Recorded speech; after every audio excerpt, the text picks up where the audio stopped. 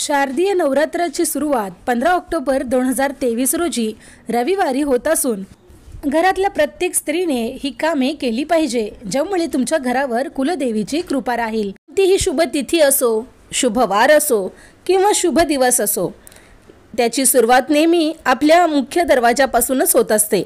कारण आपण ज्या गोष्टी करणार आहोत त्याचे आगमन हे आपल्या दरवाजातूनच होणार आहे। त्यामुळे पौर्णिमा असो, अमावस्या असो किंवा कोणताही शुभ दिवस असो, या दिवशी आपल्या मुख्य दरवाजाची स्वच्छता अवश्य करावी। कारण यामुळे आपल्या घरामध्ये सकारात्मकता यायला मदत होते। याशिवाय मुख्य दरवाजावर रांगोळी तर अवश्य काढावी।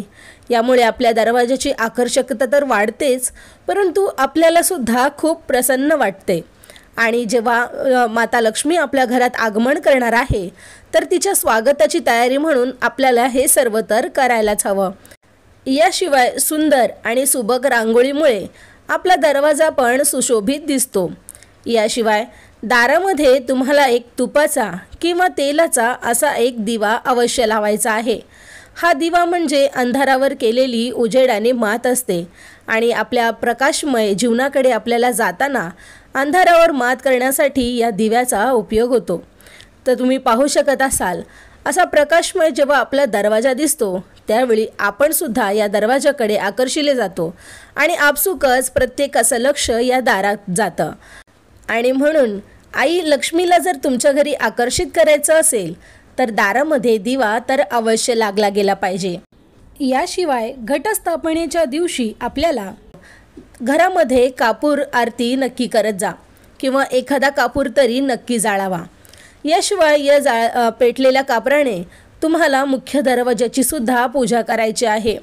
आमच्या घरावर कोणतं अरिष्ट इडापिडा येऊ देऊ नको अशी प्रार्थना करायची आहे। तुझ्याद्वारे आलेली सकारात्मकता, सुख, शांती, समाधान माझ्या घरी कायम वास्तव्याला राहो अशी सुद्धा प्रार्थना करायची आहे। याशिवाय घटस्थापनेच्या दिवशी तुम्हाला फरशी पुसण्याच्या पाण्यामध्ये थोडंसं हळद, चिमूटभर मीठ आणि हवं तर गोमूत्राचे 1-2 थेंब सुद्धा तुम्ही टाकू शकता आणि याने तुम्हाला लादी किंवा फरशी पुसून घ्यायची आहे। यामुळे तुमच्या घरातली नकारात्मकता पूर्णपणे नष्ट होते। याशिवाय जर तुम्ही तुमच्या दारावर देवीची पावलं चिटकवली असतील तर त्या देवीच्या पावलांना सुद्धा स्वच्छ पुसून हळद कुंकू लावून त्यांची पूजा करायची आहे। ज्या घरामध्ये देवीची पावलं असतील त्या घराला आशीर्वाद मिळेल आणि घरातल्यांचं नशीबसुद्धा उजळेल असं मानलं जातं। त्यामुळे यंदाच्या नवरात्रीमध्ये देवी मातेची पावलं जर तुमच्या दरवाजावर नसतील तर ती नक्की आणा आणि तुमच्या दरवाजावर लावायला विसरू नका।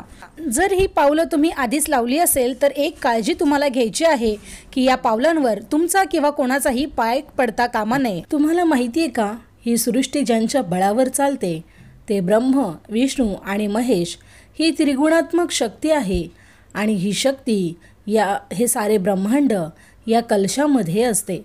आणि म्हणून हा कलश म्हणजे पंचतत्वांनी तयार झालेला एक घट सुद्धा पंचतत्वांनी बनलेला आहे। याशिवाय आपल्या प्रत्येकाच्या घरामध्ये हा कलश आपण कुलदेवीचे आशीर्वाद, कुलदेवीची प्रतिकात्मक शक्ती म्हणून स्थापन केलाच पाहिजे। यामुळे आपल्याला आपल्या कुलदेवीचे आशीर्वाद तर लाभतातच, याशिवाय आपली कुलदेवी आपल्या घरावर, आपल्या खानदानावर लक्ष ठेवते, ज्यामुळे आपली उत्तरोत्तर प्रगती होत राहते। आपल्या मुलाबाळांना सुद्धा प्रत्येक कामामध्ये यश येते। घरात सौख्य आणि समृद्धी नांदायला यामुळे मदत होते।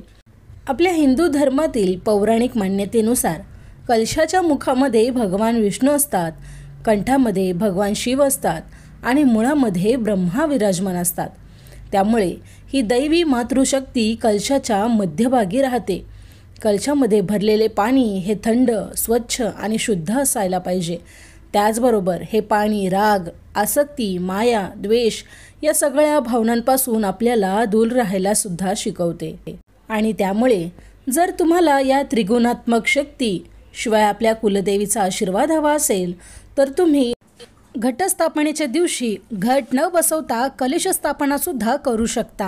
यासाठी कलशाची स्थापना करण्यापूर्वी आपल्याला कोणता कलश स्थापनेसाठी वापरायचा आहे हे जाणून घेतलं पाहिजे।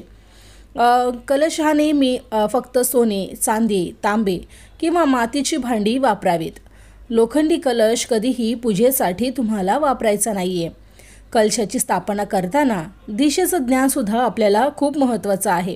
कारण की हा कलश तुम्हाला फक्त नेहमी उत्तर किंवा ईशान्य दिशेला स्थापन करायचा आहे. यासाठी तुम्हाला एक कलश घ्यायचा आहे आणि ज्या ठिकाणी तुम्ही हा कलश स्थापन करणार आहात ती जागा सर्वप्रथम गंगेच्या पाण्याने पुसून स्वच्छ करायची आहे. तांब्याचा कलश घेतल्यानंतर त्यामध्ये तुम्हाला पाणी घ्यायचं आहे आणि हे पाणी जेव्हा तुम्ही कलशामध्ये टाकत असाल त्यावेळी तुम्हाला एका मंत्राचा उच्चार करायचा आहे आणि तो मंत्र असा आहे, गंगे च यमुने चैव गोदावरी सरस्वती नर्मदे सिंधू कावेरी जले अस्मिन सन्निधिम कुरु. म्हणजेच तुम्ही सर्व पवित्र नद्यांना तुमच्या कलशामध्ये स्थापन होण्यासाठी आवाहन करत आहात. जर तुम्ही घटस्थापनेच्या दिवशी घट बसवत नसाल तर अशा प्रकारे तुम्ही कलश स्थापना नक्की करू शकता. व्हिडिओमध्ये दाखवल्याप्रमाणे तुम्हाला संकल्प करायचा आहे. एका हातामध्ये तांदूळ, फुलं, हळद, कुंकू, अक्षता आणि पाणी घेऊन तुम्हाला संकल्प करायचा आहे आणि कलश स्थापना करून त्याचं पूजन करून घ्यायचं आहे.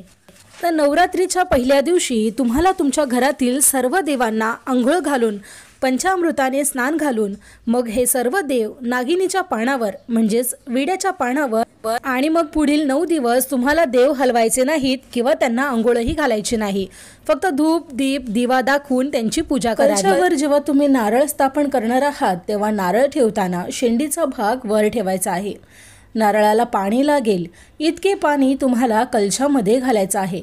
कलशामध्ये एखादं नाणं, नारळाच्या कडेने आंब्याची पानं किंवा विड्याची पानं तुम्हाला लावायची आहेत. नारळावर सुद्धा हळदी कुंकू वाहून घ्यायचं आहे. कलशावर हळदी कुंकवाने स्वस्तिक काढायचं आहे किंवा तुम्ही अष्टदिशांनी जर हळद कुंकुमाची बोटे लावली तरीसुद्धा चालेल. कलश ठेवण्यापूर्वी खाली तांदूळ किंवा गहू पसरवून मग त्यावर हळद कुंकू वाहून आणि त्यावरच कलशाची स्थापना तुम्हाला करायची आहे. नवरात्रीची सुरुवात कलशाच्या स्थापनेने होते. हे शुभ प्रतीक आहे आणि तुम्ही तुमच्या क्षमतेनुसार मातीची, पितळेचं, चांदीचं किंवा सोन्याचा कलश ठेवू शकता. अधोमुखम शत्रुविवर्धनाय ऊर्ध्वस्य वस्त्रम बहुरोग वृद्धाय. या नियमानुसार आपल्याला कलशावर नारळ ठेवायचा आहे. म्हणजेच पूर्वमुख हा नाशासाठी आहे आणि पश्चिममुख स्त्रीसाठी शुभ आहे. त्यामुळे कलशामध्ये नारळ कसं ठेवावं या श्लोकामध्ये आपल्याला कळून येईल. यानुसार कलशामध्ये नारळ ठेवताना पूजा करणाऱ्या व्यक्तीने मुखाकडे नारळ असेल याची खात्री करा. या कलशाची स्थापना करताना आपल्या कुलदेवीचं प्रतीक म्हणून तुम्ही या कलशाला छान शृंगारांनी सजवू सुद्धा शकता. म्हणजेच नारळाचं मळवट भरणे, नथ घालणे किंवा मंगळसूत्र अर्पण करणे या शृंगाराच्या वस्तूसुद्धा तुम्ही अर्पण करू शकता. यामुळे कुलदेवी प्रसन्न होते आणि तुमच्या घरावर तिचा आशीर्वादसुद्धा राहतो. त्यामुळे जर शक्य असेल तर नक्की या सर्व गोष्टी घटस्थापनेच्या दिवशी नक्की करा. घरातल्या कुलस्त्रीने आपला कुळाचार जर पाळला तर नक्कीच त्यांच्या घरावर कुलदेवीची आशीर्वाद तर राहतातच, मात्र आपली कुलदेवीसुद्धा आपल्यावर प्रसन्न राहते. ज्यामुळे भौतिक सुख आपल्याला प्राप्त होतात. आपल्या प्रत्येक कामात आपल्याला यश येते आणि सगळ्या सुख समृद्धी आपल्या घरामध्ये नांदून सकारात्मकता यायला यामुळे मदतच होईल. याशिवाय जर शक्य असेल तर तुमच्या कुलदेवीच्या टाकावर किंवा प्रतिमेवर किंवा मूर्तीवर कुंकुमार्चन अवश्य करा. कुंकुमार्चन केलेल्या कुंकवामध्ये भरपूर अशी ताकद असते, दैवी शक्ती असते, जी तुम्हाला घराच्या बाहेर पडताना किंवा एखाद्या महत्त्वाच्या कामाला जाताना हे कुंकू जर तुम्ही लावलत तर तुम्हाला येणाऱ्या प्रत्येक कामामध्ये नक्कीच यश येईल. कुंकुमार्चन करताना तुम्ही केलेल्या तुमच्या दैवी मंत्राचा जेव्हा उच्चार करता त्यावेळी त्या कुंकवामध्ये ते दैवी शक्ती उतरलेली असते आणि ती दैवी ताकद, ती दैवी ऊर्जा घेऊन तुम्ही जेव्हा त्या कुंकवाचा टिळा लावता त्यावेळी ही सकारात्मक ऊर्जा तुमच्यामध्ये सुद्धा प्रवाहित होते आणि त्यामुळे तुम्ही चाललेल्या, केलेल्या आणि करत असलेल्या प्रत्येक कामामध्ये तुम्हाला यश मिळायला सुरुवात होते. हे कुंकू म्हणजेच तुमच्या देवी आईचं, तुमच्या कुलदेवीचं आशीर्वादाचंच एक प्रतीक आहे. आणि त्यामुळे जर तुम्हाला वाटत असेल की आपल्या प्रत्येक कार्यामध्ये आपल्याला यश यावं, आपल्या घरामध्ये सुख आणि समृद्धीचा वास कायम राहावा, आपल्या मुलाबाळांना सुंदर असं आरोग्य मिळावं आणि मुलांच्या प्रत्येक कार्यात त्यांना यश मिळावं, तर नक्कीच आपल्या घटस्थापनेच्या दिवशी किंवा नवरात्रीच्या पहिल्या दिवशी आपल्या कुलदेवतेचं प्रतिकात्मक स्वरूप म्हणून कलशाची स्थापना नक्की करा. जर तुम्ही घट बसवत नसाल तर अशा वेळी कलश स्थापना करू शकता आणि या कलशासमोरच तुम्हाला अखंड दिव्याची ज्योत तेवत ठेवायची आहे, जी संपूर्ण 9 दिवस तेवत राहिली पाहिजे. या कलशासमोरच तुम्ही अखंड दिवा लावू शकता किंवा तुम्ही तुमच्या देवाऱ्यामध्ये देवघरामध्ये जरी अखंड दिवा चालू ठेवला तरी सुद्धा चालणार आहे. तर मग मंडळी, ही माहिती तुम्हाला कशी वाटली मला कमेंटमध्ये सांगायला विसरू नका. माहिती आवडली असेल तर कमेंटमध्ये जय लक्ष्मी माता नक्की लिहा. याशिवाय व्हिडिओला लाईक करा आणि सगळ्यांबरोबर शेअरसुद्धा करा. चला तर मग भेटूया अशाच एका नवीन व्हिडिओमध्ये अशाच महत्त्वपूर्ण माहितीसह. तोपर्यंत धन्यवाद.